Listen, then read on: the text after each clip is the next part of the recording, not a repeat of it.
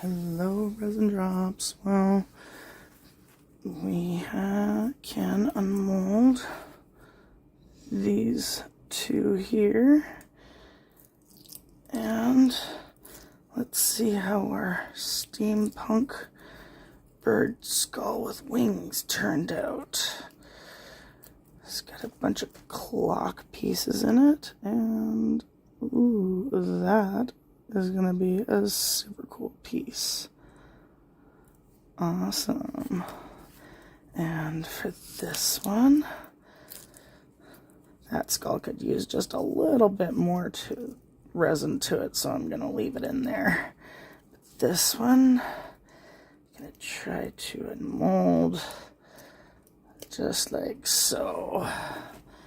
And absolutely love all of the clock parts that are in this. It's turned out super cute, and you got all those gold and silver flakes that floated around in the resin. I like the flakes because they tend to suspend themselves in the resin and not sink like other glitters can. And these are going to be really cute necklaces.